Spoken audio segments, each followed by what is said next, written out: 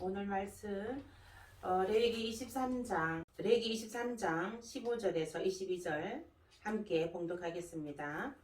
안식일 이튿날 곧 너희가 요제로 곡식단을 가져온 날부터 세워서 7 안식일의 수요를 채우고 7 안식일 이튿날까지 합하여 50일을 계수하여 새 소제를 여호와께 드리되 너희의 처소에서 10분의 2 에바로 만든 떡 2개를 가져다가 흔들지니 이는 고운 가루에 누룩을 넣어서 구운 것이요 이는 첫 요제로 여호와께 드리는 것이며 너희는 또 이 떡과 함께 1년 된 흠없는 어린 양 7마리와 어린 수소 1마리와 순양 2마리를 드리되 이것들을 그 소제와 그 전제물과 함께 여호와께 드려서 번제로 삼을지니 이는 하제라 여호와께 향기로운 냄새며 또 순염소 하나로 속죄제를 드리며 1년 된 어린 순양 2마리를 화목제물로 드릴 것이요 제사장은 그 첫 이삭의 떡과 함께 그 2마리 어린 양을 여호와 앞에 흔들어서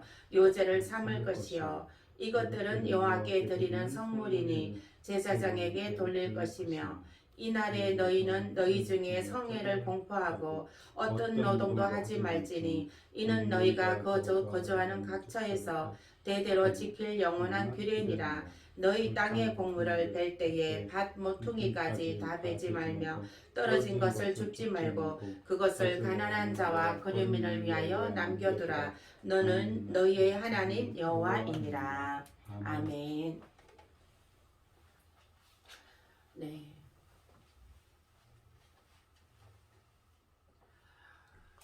오늘 말씀은 마지막 수확, 그 마지막 수확이 있는데요. 그 하나님의 백성은 천국에 들이고 그 다음에 불법을 행하는 자, 가증한 자, 그 다음에 예수 그리스도를 믿지 않는 악인들에게는 심판의 포도주가, 심판의 포도주 틀이 가동이 되는 그러한 수확이 이루어지는 것입니다. 오늘 레위기 23장 20절 말씀입니다. 제사장은 그 첫 이삭의 떡과 함께 그 2마리 어린 양을 여호와 앞에 흔들어서 요제를 삼을 것이요 이것들은 여호와께 드리는 성물이니 제사장에게 돌릴 것이며 아멘. 여기에서 첫 이삭이라고 하는 것은 순수한 믿음을 가지고 있는 그러한 사람들을 가리키는 것입니다. 그래서 떡과 함께 그 2마리 어린 양, 그 이스라엘과 이방인에서 그 첫 이삭의 수확이 이루어지게 되는 것입니다. 오늘은 그 마지막 수확을 예수님께서 마지막 수확에 하는데 오늘 함께 은혜를 나누시겠습니다. 계시록 14장 14절에서 16절 말씀에 또 14절입니다. 또 내가 보니 흰 구름이 있고 구름 위에 사람의 아들과 같은 이가 앉았는데 아멘. 구름 위에 사람이 앉아있는 아들과 같은 이에 대해서는 심판하러 오시는 재림의 주이신 그리스도를 나타내는 것입니다. 한편 흰 구름은 빛난 구름을 상기시키는 것으로 하늘 위에 계신 그리스도의 위엄과 영광을 상징합니다. 그리스도는 구름을 타고 심판하시기 위해서 재림하십니다. 아멘. 계시록 1장 7절 말씀에 볼지어다 그가 구름을 타고 오시리라. 각 사람의 눈이 그를 보겠고 그를 찌른 자들도 볼 것이며 땅에 있는 모든 족속이 그로 말미암아 애곡하리니 그러하리라. 아멘. 네.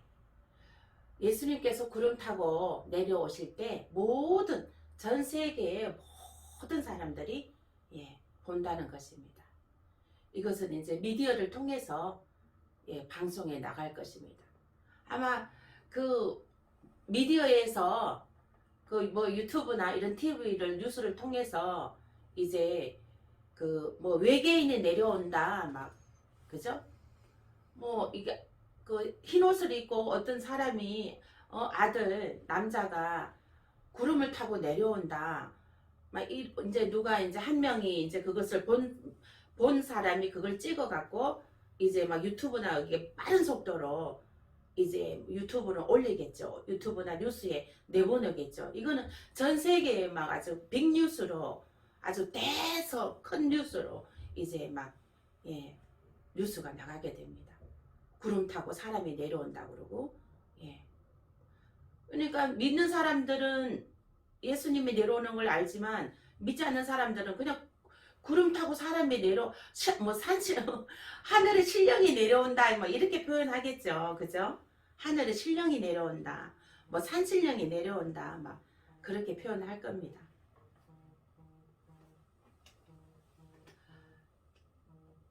그래서 전 세계인이 예수님이 구름 타고 심판하러 내려오시는 재림하시는 광경을 보게 됩니다.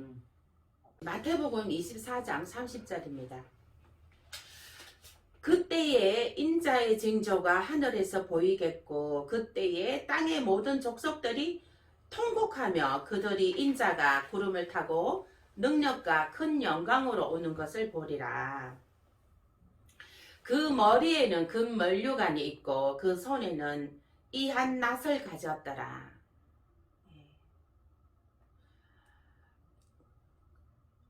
금 면류관은 성육신과 부활을 통해 사단을 이기신 그리스도의 승리와 세상에 대한 그분의 영원한 통치권을 나타냅니다.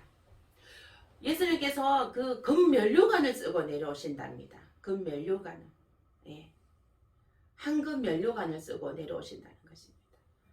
와, 그 모습만 상상만 해도 굉장히 기쁨이 넘칩니다. 할렐루야. 예수님이 세마포 옷을 입으시고 하얀 옷을 입으시고 금 면류관을 쓰고 구름 타고 내려오시는 광경을 상상해 보세요. 그 모습이 막 그려지시죠? 저는 그려집니다. 그리고 그 모습을 상상만 해도 막 이 기쁨이 넘칩니다. 할렐루야. 손에 이 한 낫을 가지신 것은 이 세상에 대한 그리스도의 최후의 심판권을 의미합니다. 그런데 그 손에는 낫이 들려졌다는 것이에요. 낫이 들려졌다. 그러니까 추수하러 오시는 것이죠. 추수하러. 그러니까 예수님 손에 낫이 들려진 것은 하나님의 백성들을 추수하러 오시는 것입니다. 하나님의 백성들을 추수해서 천국에 드리기 위해서 구름 타고 내려오시는 것입니다. 그래서 이제 성육신과 부활로 사단에게 승리를 거두시고 복음을 선포하신 그리스도께서는 이제 세상에 대한 종말적인 심판을 통해 추수하시려 재림하십니다. 마태복음 13장 37절에서 43절 말씀 보겠습니다. 마태복음 13장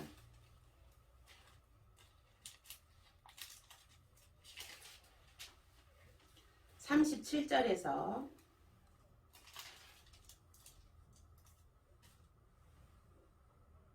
43절 말씀입니다. 함께 봉독하겠습니다. 대답하여 이르시되 좋은 씨를 뿌리는 이는 인자요 밭은 세상이요 좋은 씨는 천국의 아들들이요 가라지는 악한 자의 아들들이요 가라지를 뿌린 원수는 마귀요 추수 때는 세상 끝이요 추수꾼은 천사들이니 그런즉 가라지를 거두어 불에 사르는 것 같이 세상 끝에도 그러하리라. 인자가 그 천사들을 보내리니 그들이 그 나라에서 모든 넘어지게 하는 것과 또 불법을 행하는 자들을 거두어내어 풀무불에 던져 넣으리니 거기서 울며 이를 갈게 하리라. 그때의 의인들은 자기 아버지 나라에서 해와 같이 빛나리라. 귀 있는 자는 들으라. 아멘. 요한복음 4장 35절에서 38절입니다.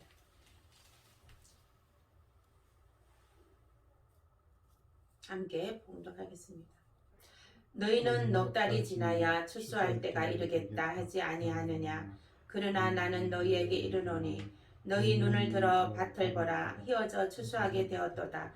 거두는 자가 이미 삭도 받고 영생에 이르는 열매를 모으나니 이는 뿌리는 자와 거두는 자가 함께 즐거워하게 하려 함이라. 그런즉 한 사람이 심고 다른 사람이 거둔다는 말이 옳도다.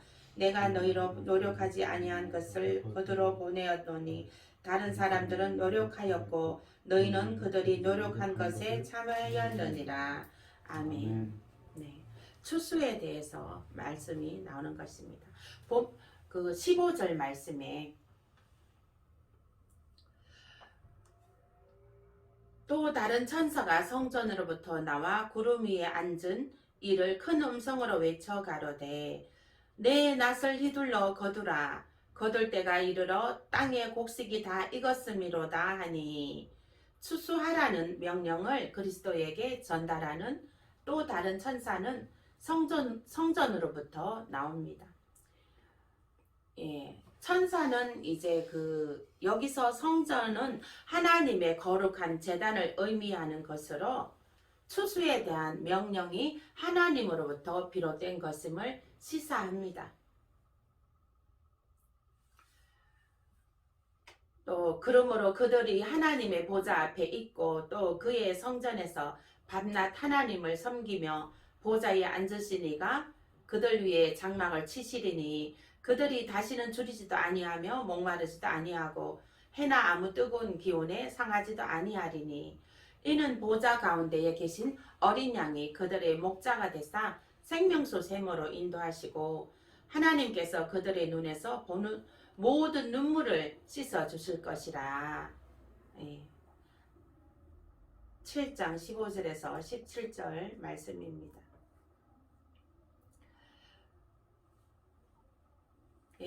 천국에는 애통함이나 눈물 고통도 없고 생명수 샘으로 어린 양의 목자가 되사 어린 양이 생명수 샘으로 인도하시고 또 눈에서 모든 눈물을 씻어 주신다고 했습니다. 또한 또 다른 천사는 하나님의 명령을 전달하는 역할만을 수행하고 있음을 나타냅니다. 한편 본문에 나타난 추수 비유는 성경에서 심판을 의미합니다. 불신자들에 대한 심판을 나타내는 것이 아니라 세상에서 하나님께서 택하신 성도들을 모으는 것, 즉 백성의 구원을 묘사합니다. 왜냐하면 불신자들에게 임할 하나님의 심판은 포도수확의 비유로 묘사되기 때문입니다. 구름 위에 앉으신 이가 낫을 땅에 16절 구름 위에 앉으신 이가 낫을 땅에 휘두르매 곡식이 거두어지니라. 예수 그리스도께서는 천사들을 부려서 일을 하실 수도 있으나 성도들을 거두어 드리는 것은 예수님께서 친히 그 알곡을 거두어 드리는 추수하는 것은 예수님께서 친히 낫을 휘두르신다는 것입니다. 마지막 추수는 악인들을 심판하기 전에 익은 알곡들을 먼저 천국에 드리는 일을 하시게 됩니다. 이 알곡들은 두 증인이 전 3년 반 동안 복음의 씨앗을 뿌려서 놓은 것인데, 그래서 이 두 증인이 복음의 씨앗을 뿌린 거기 때문에 그 첫 이삭으로 떡으로 이제 제사하는 것입니다.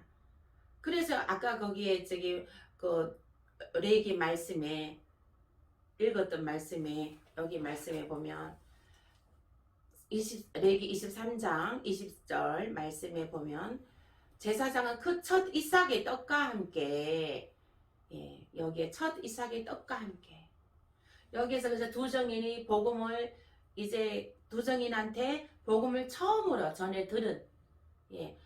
전 3년 반에는 그래도 이 두 증인이 복음을 전하기 때문에 예, 처음으로 복음을 전해 듣는 사람도 있습니다.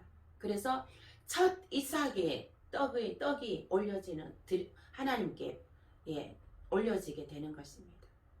그래서 두 정인한테 복음을 전해 들은 예, 사람들이 이제 이 두 정인 3년 반 동안 복음을 씨앗을 뿌려서 놓은 것인데 전 3년 반 동안에 복음의 씨앗을 뿌려 넣었기 때문에 양육할 수 있는 시간이 없습니다. 두 정인이 복음의 씨앗을 뿌려 놓고 숨겨 있잖아요. 적그리스도한테 숨겨 있기 때문에 양육할 시간이 없었던 거예요. 그래서 양육은 누가 하냐? 하나님께서 후 3년 반에 넘어가서 한때와 두때와 또 반때 2년 6개월 동안 하나님께서 그들을 양육시켜 주시는 것입니다. 그래서 이 사단들은 그 첫 이삭의 백성들을 핍박하고 막 핍박합니다. 그러나 하나님께서는 나마나요 도피성으로 피신시켜 주시고 또 지켜주십니다. 그래서 양육하게 됩니다. 거기에서 도피성 중에도 말씀을 또 계속 이렇게 전하는 사람이 있을 겁니다. 그 양육시키는 사람이 있을 겁니다. 그러면은 이제 그것도 이제 양육을 받게 되는 것이죠. 2년 반 동안. 예. 그래서 한때와 두때와 반때는 후 2년 6개월을 가리킵니다. 2년 6개월 동안 이 첫 이삭의 믿음에 가진 사람들이 하나님의 백성들이 양육을 받게 됩니다. 계시록 12장 14절입니다.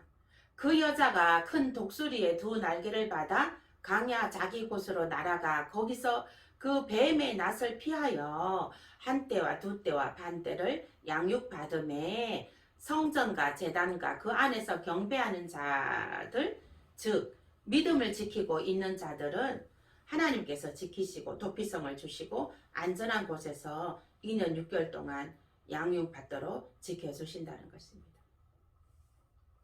그 후에 이제 믿음이 차면 즉 주님께서 낫으로 추수하는 것입니다. 천국에 드리는 것입니다. 그리고 난 다음 진노의 포도즙틀을 이제 짜게 되는 성전 바깥 마당.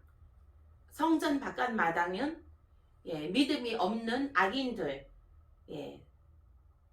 그 다음에 그 거짓 선지자들, 또 타락한 자들, 그러한 자들을 가증한 자들, 그러한 자들은 이제 재난의 낫을 든 천사가 그들을 거두게 됩니다. 진노의 낫을 휘두르게 되는 것입니다. 이 진노의 낫을 휘두르는 것은 천사들이 하게 됩니다. 계시록 10장 17절에서 20절입니다. 20절 성 밖에서 그 틀이 밟히니 틀에서 피가 나서 말 굴레까지 닿았고 1600 스타디온에 퍼졌더라 입니다. 하나님의 진노가 가면 갈수록 그 강도가 진노가 세어집니다. 1차, 2차, 3차, 4차로 점점 그 강도가 세어집니다. 진노의 강도가 세어진다는 것은 구원받을 수 있는 그 은혜가 점점 바늘 구멍처럼 들어가기가 점점 힘들어진다는 것입니다. 그래서 그 요엘 1장 4절 말씀입니다. 팥종이가 남긴 것을 메뚜기가 먹고 메뚜기가 남긴 것을 느치가 먹고 느치가 남긴 것을 황충이 먹었도다 했습니다. 이것은 진노의 심판을 뜻하는 말씀입니다. 처음에 팥종이가 먹었습니다. 팥종이가 먹었을 때에도 하나님의 회개하라 천국이 가까이 왔느니라 했는데 하면서 이 하나님의 진노의 잔을 쏟습니다. 그래서 이 팥중이가 팥중이의 고난이 있는 것입니다. 근데 이 팥중이의 고난에도 회개하지 않는 자들이 있습니다. 팥중이의 고난에 회개한 자들은 구원을 받습니다. 그러나 팥중이의 고난에 회개하지 않습니다. 그 다음에 회개하지 않으면 2차에 누가 먹어요? 메뚜기가 먹습니다. 또 메뚜기의 고난이 있습니다. 메뚜기의 고난이 있는데 이때도 회개하라 천국이 가까이 왔느니라 회개하라 하는데 회개하지 않고 있습니다. 이럴 때 또 메뚜기의 고난이 있는 것입니다. 그 다음에 이제 또 이것은 이제 농부가 농사를 다 지었습니다. 농사를 다 지어서 이제 가을에 추수만 이제 남겨놓고 있는데 이 팥중이가 그 알곡된 곡식을 먹는다는 것입니다. 이게 말하자면 이거는 여기에서는 이제 그 적그리스도의 그 첫 번째의 그 고난을 주는 것입니다. 가시와 엉겅퀴를 주는 것입니다. 그래서 하나님께서는 회개하라 천국이 가까이 왔나라. 하나님께서는 회개하는 자들에게는 그 팥중이의 고난이 있기 전에 먼저 휴거시켜 줍니다. 그러나 또 회개하지 아니하고 그 다음에 곡식이 팥중이가 먹고 남은 것을 또 누가 먹습니까? 메뚜기가 먹습니다. 메뚜기가 먹고 남은 것을 그때도 회개하지 아니하면 또 메뚜기가 남긴 것을 너치가 먹습니다. 너치가 남긴 것을 함충이 먹었습니다. 1차, 2차, 3차, 4차의 고난인 것입니다. 팥충이가 1차, 메뚜기가 2차, 그 다음에 너치가 3차, 함충이 4차입니다. 하나님께서는 첫 번째로 환난이 있기 전에 먼저 생명책에 이름이 기록되어 있는 자들을 다 구원시켜 줍니다. 근데 여기에서 배도함으로 인해서 구원에 떨어진 자들은 환난에 던져지게 되죠. 그래서 하나님께서는 2차적으로 그 배도한 자들 그들을 순교함으로 2차로 또 구원시켜 줍니다. 회개하라 천국이 가까이 왔노라. 2차적으로 이제 순교함으로 그 적그리스도의 고난에 의해서 순교함으로 짐승표 받지 않고 순교하는 자들에게 또 2차로 구원시켜 줍니다. 그 다음에 3차로 또 그 다음에 그 거짓 선지자들을 타락한 종들을 구원해 줍니다. 이거는 또 그 세 번째의 고난이 더 하나님의 진노의 그 포도즙털이 더 강하여지는 것입니다. 그 고난이 더 강하여지는 것입니다. 3차로 갑니다. 3차까지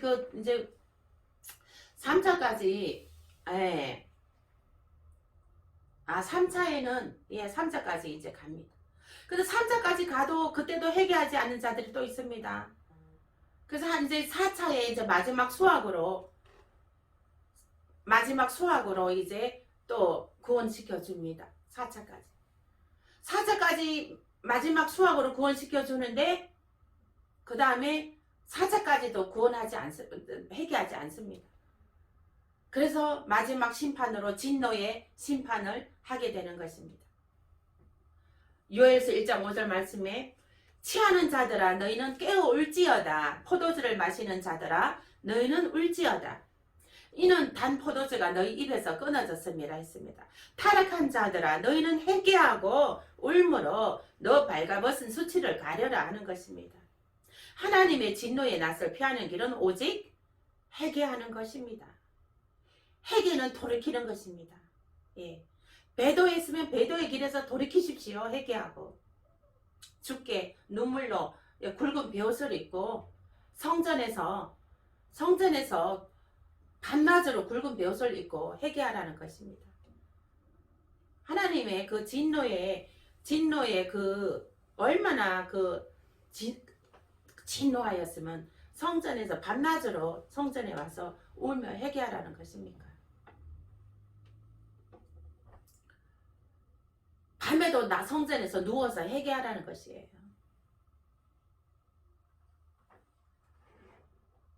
그래서 성전에 나와 그래도 엎드리는 자가 복이 있습니다. 성전에 나와 엎드리는 자가 그래도 하나님의 긍휼하심을 입게 됩니다. 아멘. 늘 성전에 나와서 엎드리는 저와 여러분이 되시길 축원드립니다. 아멘. 아멘. 그래서 이제 우리가 하나님의 그 진노의 낯을 피하는 길은 오직 예수 그리스도를 믿어 세례받고 믿음을 지키고 성령 세례받고 성령으로 기도하고 늘 회개함으로 신부단장으로 늘 깨어서 기도하여야 하는 것입니다. 늘 깨어서 기도하는 성도들이 되시길, 구원에 이르게 되시길, 주님의 재림 때에 주님을 만나서 면류관, 그 면류관을 쓰고 하늘 보좌 앞에 하나님 제일 가까운 자리에 우리가 하늘 보좌에 올려져서 정말 고통도 없고 슬픔도 없고 눈물도 없는 애통함도 없는 그러한 곳에서 우리가 영생에 이르게 되는 귀한 영생 복락을 누리시길 축원드립니다. 아멘. 기도하시겠습니다.